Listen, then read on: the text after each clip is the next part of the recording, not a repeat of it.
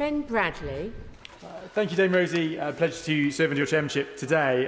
To echo what my friend from the South Highlands and Zeeping said earlier in the statistics he provided about how strongly people feel about this issue, 35% of all policy inquiries to my office last week related to this issue of illegal migration and small boats. People often ask me, you're in the very middle of the country in Mansfield, why do people care?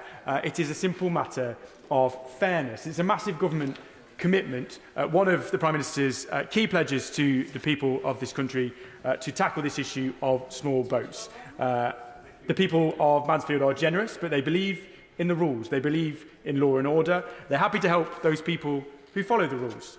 But when they are struggling and they see people arriving or who are facing genuine safeguarding issues, genuine issues of their personal safety, and they see others coming from a safe country of France jumping the queue, they feel the unfairness of that. When they are sat on housing waiting lists and unable to get a home, but somebody who has no legal right to be here is able to get accommodation, they feel that unfairness. It's very easy for us in this room, none of whom I would imagine rely heavily on our public services, to say that there's no negative impact to all of this. But in reality, if you are on that housing waiting list and unable to get a permanent home for yourself and your family, if you're struggling to access primary care, if you're told you can't get the help you need, if you're sacked from your job at a hotel because it's become a migrant accommodation, if you're seeing public funds intended to support people in this country who are struggling diverted to support people who have no legal right to be in this country, then of course you feel the unfairness. And to suggest that that is not a problem is to deny the experience of many of my constituents and many people around the country who feel that very, very strongly. I will give way. Very grateful to the Honourable Member for giving way, Dame Rosie.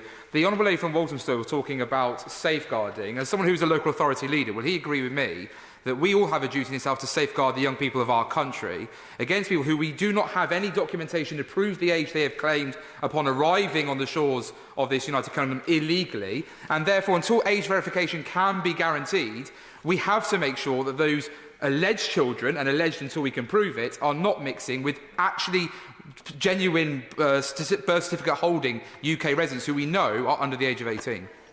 Thank him for his intervention. He's right, I do have that role, and it does present significant safeguarding risks. It does present significant resourcing challenges. The Honourable Lady from Walthamstow said earlier, you know, everyone should have a right to education. I don't know where she thinks these school places just emerged from, because you can't plan for hundreds of school places when people arrive, 40,000 in 1 year. I've got British children in my county unable to access a school place near to their home because of the sheer volume of genuine asylum seekers who've come from through genuine routes who are accessing those places instead. I will give way. Dame Rosie, the RAMP project, which funds a researcher in my office, has done a lot of work on this issue. I think, to ask my honourable friend, does he acknowledge that where there is a young person who is of statutory school age, it is an absolute legal obligation on a local authority to ensure that they have that education?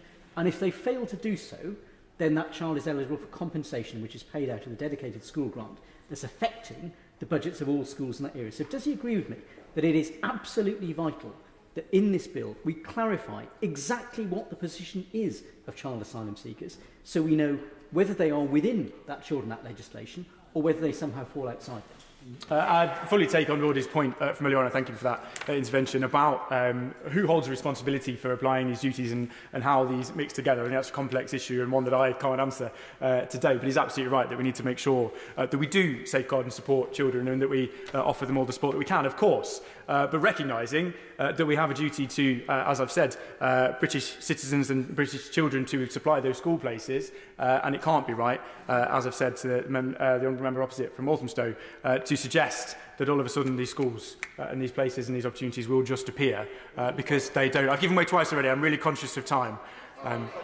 One last time. Just very briefly, just very valid points he's making about the important role that local authorities play. Will he therefore be supporting our new clause 27 when we put it to the vote this evening, that it should be a legal requirement for the Home Office to consult with local authorities before making any arrangements on accommodation for asylum seekers? Thank you for that intervention, and this was a challenge that I raised in the House myself last year. I've since had many conversations with the department and feel very reassured actually recently that communication has been far better, and I feel much more confident now that relationship is better. But it certainly was a challenge at the start of this, so I'm grateful to my honourable friend, the Minister, for having dealt with that. We're going to make some progress, Dame Rosie, because I know you're keen to crack on. I wanted to touch on a couple of the amendments that are listed today and perhaps demonstrate some of the challenges in this system. There are a number in here that are effectively trying to prevent deportation or removals at all costs. Blocking the entire premise of us being able to control our borders. And in doing that, in preventing us from controlling our borders or removing people with no right to be here, it dissolves, in effect, our national self-determination, our national identity. It degrades our ability to decide for ourselves. I think Ronald Reagan said that if you can't control your borders, you're not a nation or not a nation state. And it takes away some of those significant powers that we should absolutely have and hold in this country. I use examples such as Amendment 138 that says you can't remove unless there was a safe and legal route. You mentioned that, honourable friend, member opposite mentioned that earlier.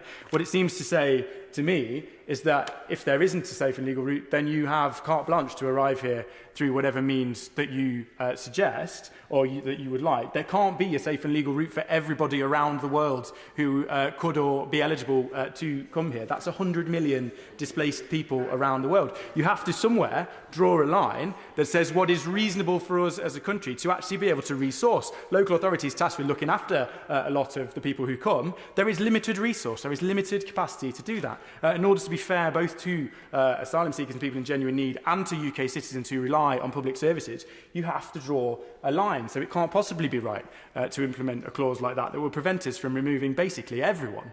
If you clause Amendment 121, you can't remove until you've exhausted 1 million appeals through every court in the land forever and ever, and will actively encourage the kinds of scenes that we've seen in recent years where people are lodging late appeals and dragging people off of flights. Again, we won't be able to enact any of this if you try to implement those kinds of amendments. It defeats the entire object of the bill, and perhaps that's what members opposite are trying to achieve in bringing them forward. It's absolutely right that we need to prevent the exploitation of children. And I think my right honourable friend from South London's Deepings is right to say that age verification is an important part of that. Important as it is to ensure that we implement a system that is rightly tough on the rules for adults. If you want to implement a system that also seeks to safeguard children, you have to be able to effectively decide who children are and to show that the system isn't being exploited in that way. If you're going to have those duties to safeguard young people, inevitably, if you say and you put on the face of the bill that we are going to have a system for children that says you will have rights to all sorts of the same as a British child, that you would, members no longer in his place, but you wouldn't remove people at 18. If you write that on the face of the bill and effectively say you'll be able to come and live here as effectively a British citizen with a right to stay forever, then more and more children will arrive on small boats, and we will be actively encouraging children or people traffickers to put more vulnerable unaccompanied children on boats and push them off into the sea. And that would be a horrendous outcome if we were to make that clear to people in this business, sadly, who are exploiting vulnerable young people.